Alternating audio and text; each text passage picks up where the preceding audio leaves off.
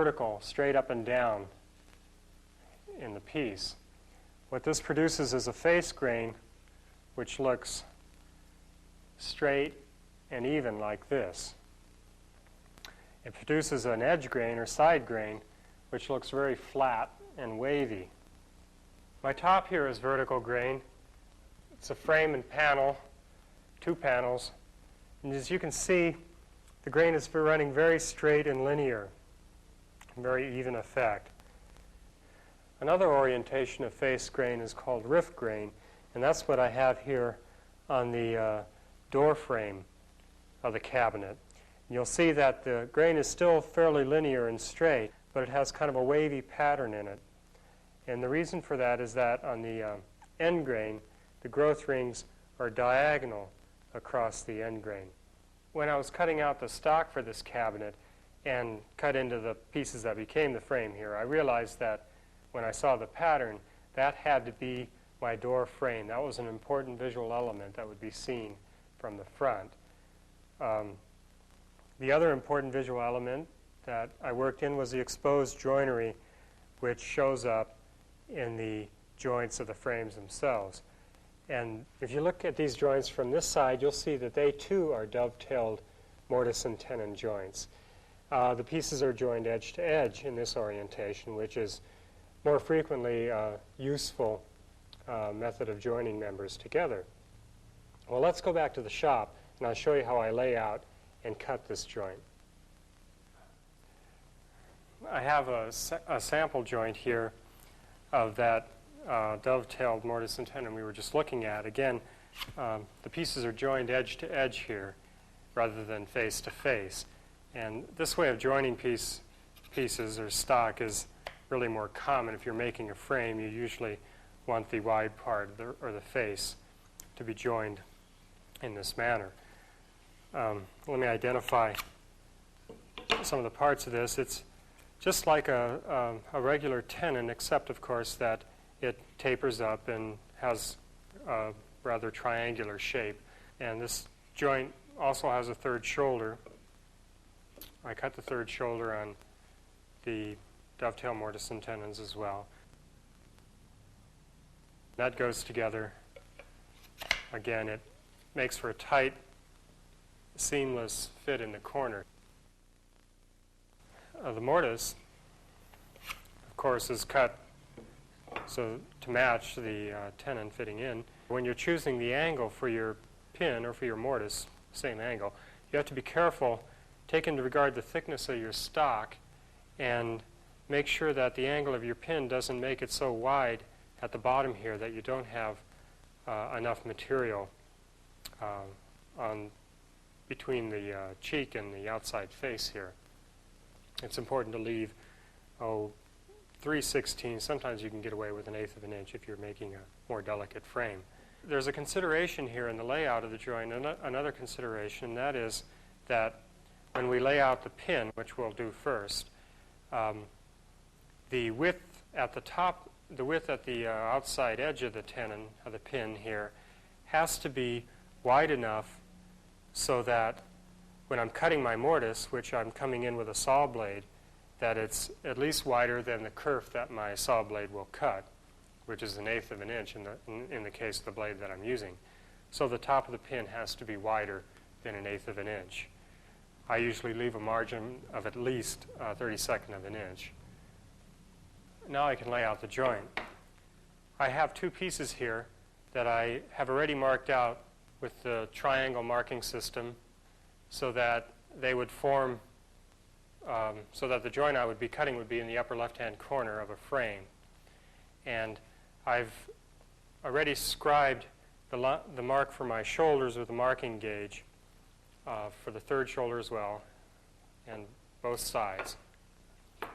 That's done exactly the same as it was for the mortise, the straightforward mortise and tenon. It's gauging the width of the mortise piece to determine the depth here for the shoulder cut.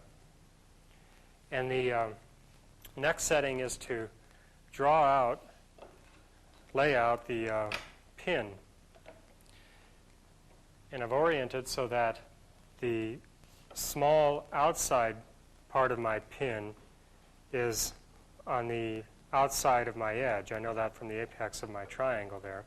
The important dimension here is the width of the pin or tenon on the outside edge. Remember, that had to be at least 1/8 of an inch wide to accommodate the kerf that I'm going to be, kerf of the saw blade as it cuts out the mortise. And I've preset my marking gauge to prick in those marks like this, so that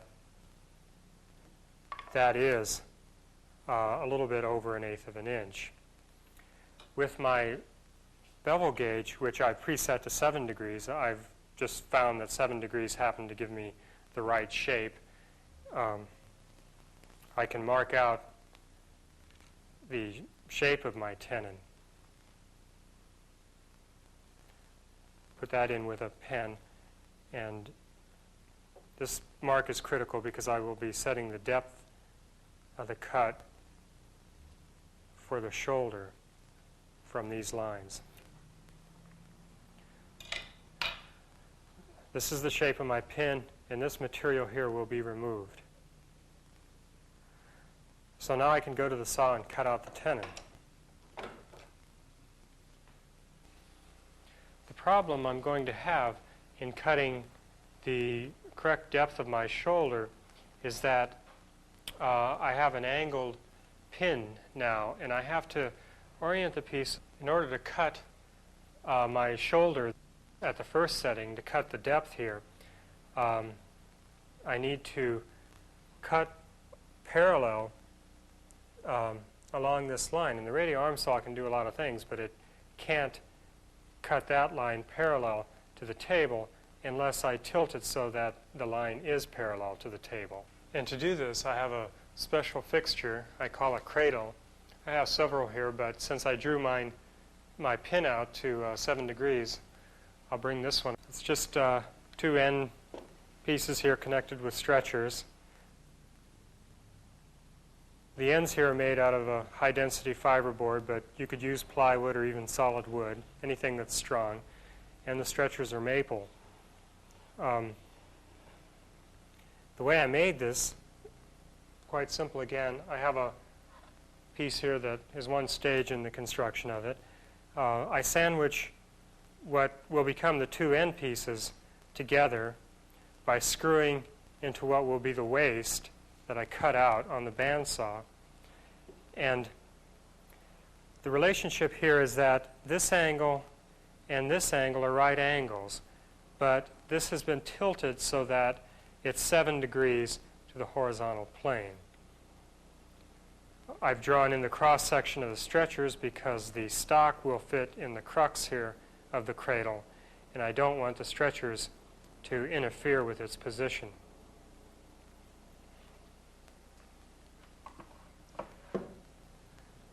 In order to use the cradle, I put the stock in so that the outside edge always faces towards the front.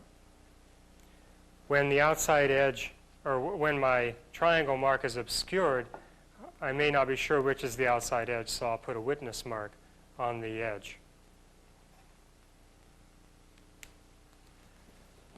I'll always keep this witness mark towards the front.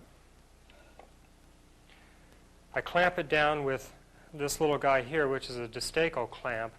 These are available at tool supply houses. They're pretty common. And now everything is set up so that I can make the cut for the shoulder. The cradle has oriented the piece so that, since I've already set the depth, the correct depth on the saw, when I pull it through like this, the blade is parallel, follows parallel to the line, and is right to the line. And in my other plane of cut, I've got a stop block set up, which is bigger than the one I had because my stock being propped up and away from the fence, I needed a bigger block. Again, this was set by bringing a tooth with outside set right to the scribe line, right down on the scribed line here that I scribed for my shoulder. And when I found that mark, I moved the stop block in so that it touches the end grain of my piece of stock, and then clamp the stop block down at that point. And now I can make the cut.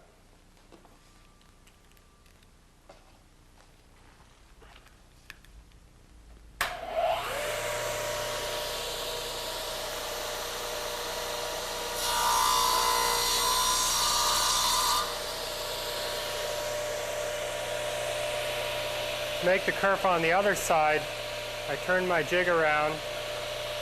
I keep my witness mark towards the front.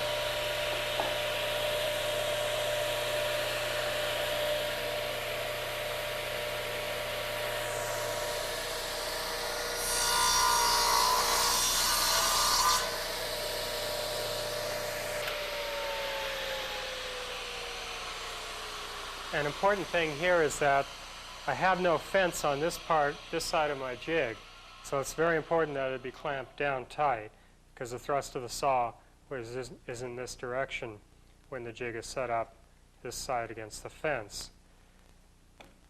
My kerfs here, you'll notice, line up where I made my marks on the front end grain, exactly where they should be. The cradle oriented the piece so that the saw would cut like this. The next step, if I were cutting an entire frame, would be to cut kerfs on the other end. And to do that, I'd start at my initial position with the jig and orient my witness mark towards the front. Now here again, I don't have any gauge marks. I don't need any on this piece because the saw is already set up. And I could do this one, or I could do 100 more at this point. And I would put it up against the block again, pull through, release the piece, rotate the jig, keep the witness mark towards the front of the jig again, reclamp, and recut. But now with this joint, I'm ready to come in and cut out the cheeks. So I'll change to my auxiliary fence and table. And I also need to tilt the saw horizontally for this cut as well.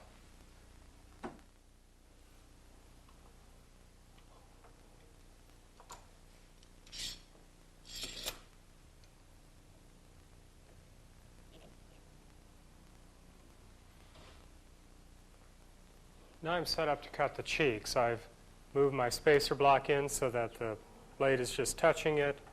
I've got my auxiliary fences in. I can begin these cuts for the cheeks. I start out with the jig in the same orientation, the front out towards me, and the witness mark again needs to be placed in the jig so that it's facing the front. At this point, I'm careful to place the piece in the jig so that the shoulder lines up with the edge of the jig. And then when I line, after it's clamped in and fixed there, I line the jig up to the edge of the spacer block right in here. And I'm ensured that when I line that up, the depth of my cut will be right to the shoulder. I've preset my saw to cut at the right depth, so I'm ready to make the cut. I'll be making the cut in several passes. It's essentially a ripping cut, and I don't want to try to cut it all at once. I probably couldn't hold the jig there without it being thrown back. So I'll make the cut in however many passes it takes to get down to the shoulder. Now I can start the cut.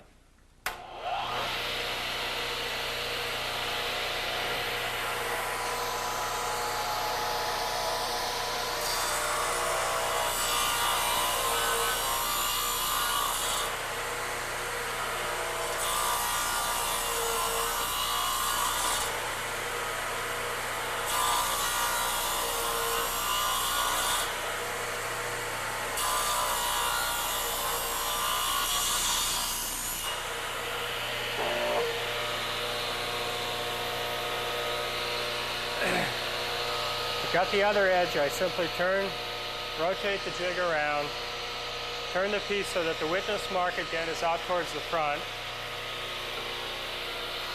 Line up the curve with the edge of the jig. Clamp the piece down. Line the jig up with the edge of the spacing block. This will be my final pass, but I can start back here for my initial cut.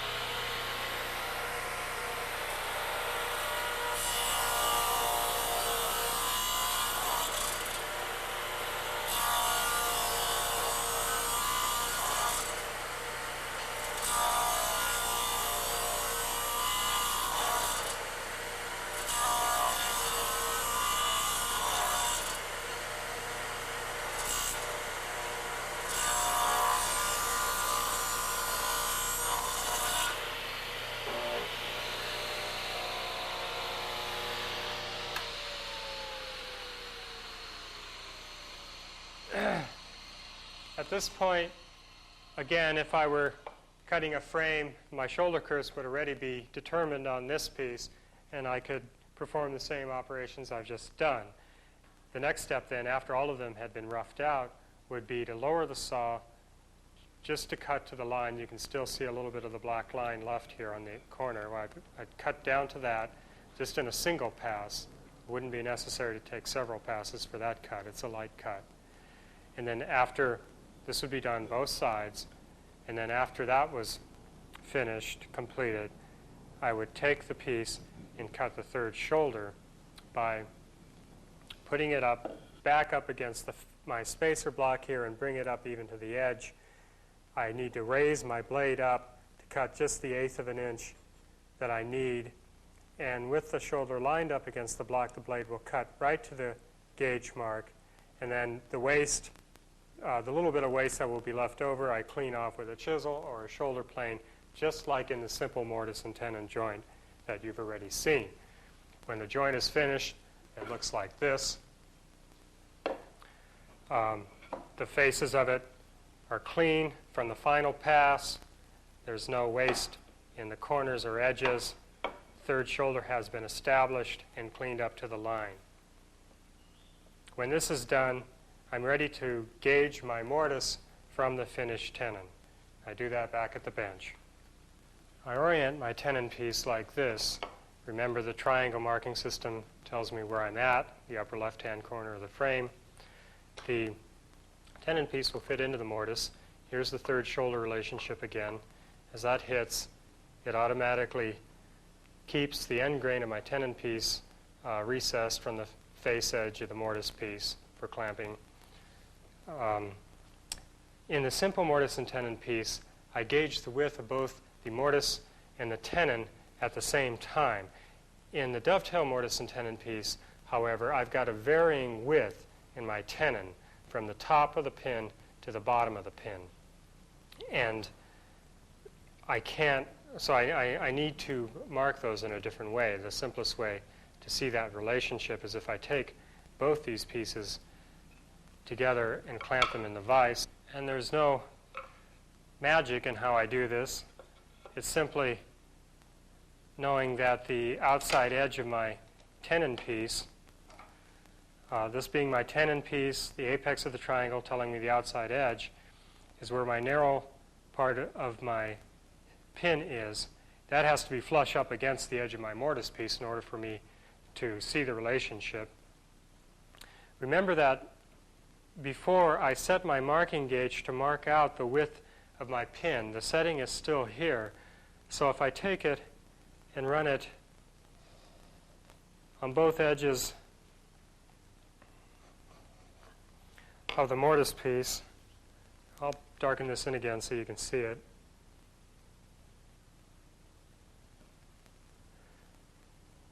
That I've set the width of the opening of my mortise. From this point, it will angle down to the gauge line here, which I've already marked in, to form the proper opening for the tenon to fit into. The depth of the mortise I marked the same way as I did in the simple mortise and tenon. Let me just bring these up in the relationship that they are. in the final joint. I've already gauged the lines in here for the depth, and I did that by setting my gauge again to the width minus a 32nd or so, and then it was scribed out on both edges. With just this information, I can go to the saw now and cut out my mortise. The mortise I need to cut is tapered. This is the rough tenon I left at the saw here when I left for the bench. And just for illustration, I will draw in the shape of the mortise, since it's the same shape as of the tenon, so that you can see the necessary orientation for the mortise cut. Now the piece can't sit down here. It's not high enough. The first thing I need to do is bring in my auxiliary table again to bring the piece up to the proper height. Put this flat up against the spacer block and against the backstop. And now you can see that my saw is still set up to cut horizontal or parallel to the table. What I need to do, however, is make an angled cut down. I used to do this by tilting the saw to the right degree to do that, but it involved a lot of trial and error and test pieces to get to the exact right setting. So I have a fixture I've made which allows me to keep my saw in its horizontal orientation there. And this is simply a ramp. It's at 7 degrees, which was the same angle as my cradle. And I've screwed a back plate on it. The reason for that will become obvious in a minute. My stock drops in here and stops at a screw, which I've set in just so that it will be positioned in the same place each time. And then I carefully, to set it against the spacer block, I carefully remove my clamp. Try not to disturb the block since it's set correctly already. And I bring the assembly up so that it will be at the proper depth of cut for the mortise. I reclamp, and what I've just done is fix the ramp securely to the fence. It can't move back. What I need to do now is secure my workpiece to the ramp. I'm going to be making the cut in one pass. If I made it in several passes, the relationship of the stock to the blade changes each time I bring it in, and I'd be cutting a series of steps rather than cutting in line all the way down to the end. So the rest of the jig consists of 2 dowels fit into pre-drilled holes, one in the ramp and 2 in the back here. One is for a lower adjustment, the upper one for thicker stock, and then this plate here which ties both of them together again. And then because this pin is fixed in here, I can use a wedge to hold down my stock to the ramp. I put the wedge in from this side because the thrust of the saw is in this direction, and that will tend to tighten the wedge and the piece to the ramp. If I put it in from the other side, the thrust would immediately loosen it. So now I'm ready to cut the kerfs out for the mortise.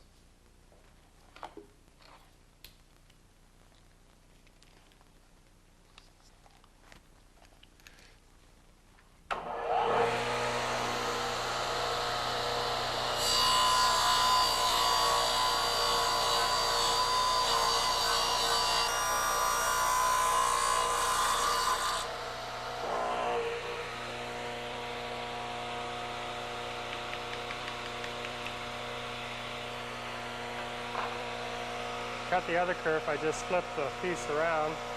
It's the same angle.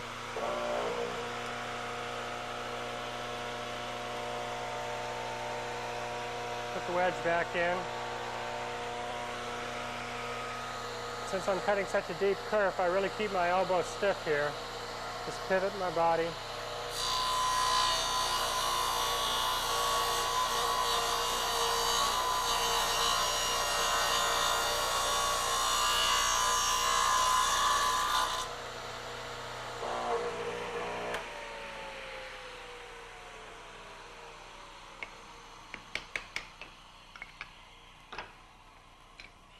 So if I were doing a series of frames or any number of joints, I would establish these kerfs first on every piece with the saw set up in this position. The next step would be then to cope out the waste and chisel to the line, just like in the simple mortise and, well, just like I did in the simple mortise joint, simple mortise and tenon joint. After that's done, the joint will look something like this.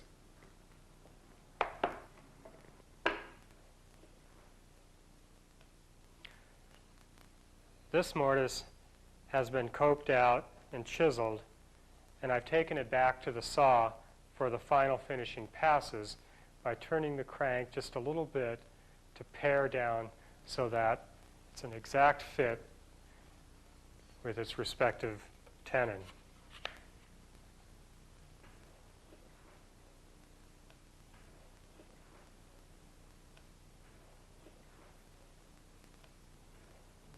The next step in the evolution of these jigs was to create a jig where I could cut both tenon members of the frame at the same time.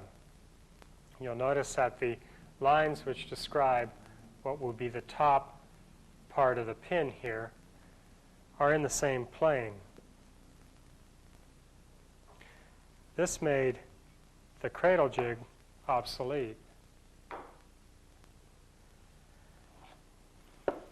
Let me take these out for a minute to show you the construction of this, which in a way was actually easier than making the cradle jig. It's simply a flat board that was beveled 7 degrees each way, slotted on the bottom here where carriage bolts come up, can move, come up through,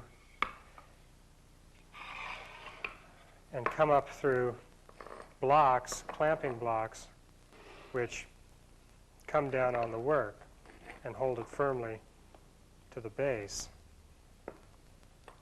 You'll notice that the edge of the block here is at an angle.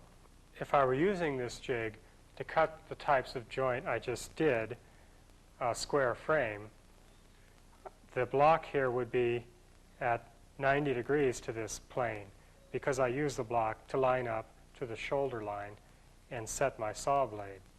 However, I use this jig with these blocks to cut angled shoulders, which are produced when I tilt the jig in this manner, which brings this edge up perpendicular to the plane. I hold the jig in this position with a ramp, which is actually 2 wedges that are screwed together. In fact, it's not unlike the jig that I use to cut the mortise itself. In fact, that is one of a pair just like this. This happens to be a 5-degree ramp, but I use it like this, dropping the jig down over another clamping block, that tightened down with a wing nut. The type of stock I would ordinarily have in this jig look more like this. These are a little bit thicker, but they load up in the jig the same way.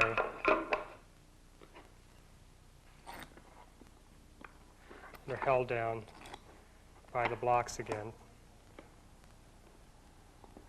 It's a very secure, effective method of keeping the stock absolutely tight while I'm working on it.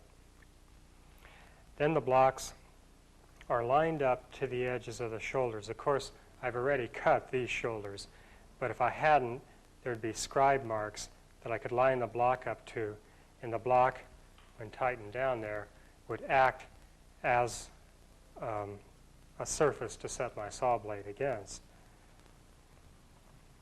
The ramp, as you can see, allows me to cut angled curves. And when I come in at this angle, I can cut my cheeks as well.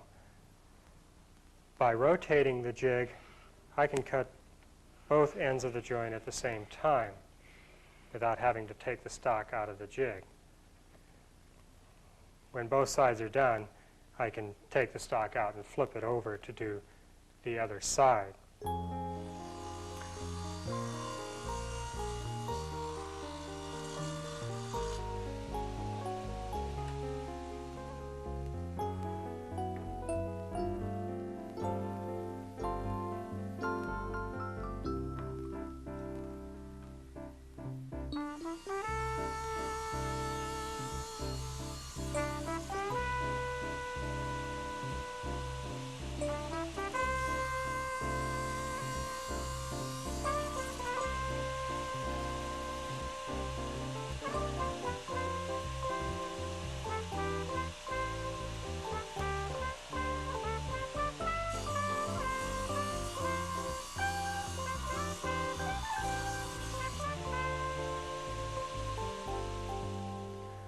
The point of all of this is that these two combinations of jigs allow me to cut joints that are angled to the actual straightness of the stock. When I come back with a bandsaw and cut a curve in the stock, the joints end up being tangent to that curve and in line with it. This arrangement was a specific solution to a specific problem, cutting joints in curved stock. Let's go look at some of the other work I've done utilizing the radial arm saw to solve other specific problems. Cutting joints at an angle in straight stock is not only a good way of dealing with curved members, but it also is very useful when you're cutting joints in a frame that is not square. This frame here is a trapezoid. It's a form frequently found in chairs, which taper towards the back. The problem was cutting an angle in these shoulders here because they are not square to this piece. The frame is curved for comfort, and the joint is cut at an angle tangential to that curve. The joint is a dovetail mortise and tenon, and you can see the pin here, which is tapered 3 degrees each way. My back frame here is also a trapezoid, and I had the same problem with the angled shoulders. But I had an additional problem because my leg is a bent laminated curve, and I could not cut the tenon out of a straight piece of stock. So I combined power and hand tool techniques and just cut the mortises and the crests out on the radial arm saw, and using the crest rail as a template, I marked out the tenons on the legs and cut them by hand. I did the same thing in this 3-legged table. The curves are bent laminated and joined together to become tenons which pass through the leg. It would have been difficult to build a jig that I could prop this whole stretcher assembly up on and cut out the tenons. So instead, again, I cut out the mortises in the legs and used them as a template to mark out my tenon and cut it by hand. You remember this footstool. The problem here was cutting joints in a frame that was to be curved in 2 directions. I guess the important point, though, is not that you necessarily have to use the radial arm saw in your own work, but that you should take a good look at the tools that you do have and explore the full range of their possibility. So, good luck and goodbye.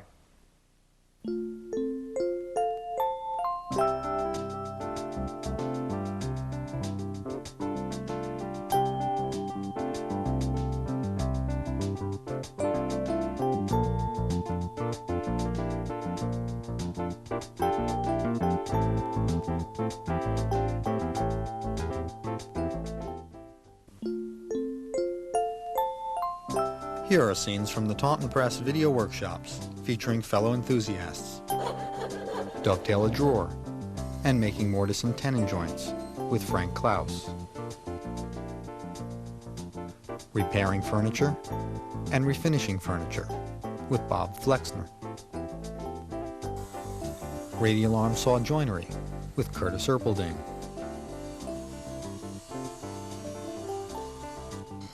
Bowl turning with Del Stubbs, and also turning wood with Richard Raffin. A third take with Klaus, wood finishing. Carving, techniques and projects with Sam Bush and Mac Headley. Chip carving with Wayne Barton. Router jigs and techniques with Bernie Moss and Michael Fortune. Making kitchen cabinets with Paul Levine.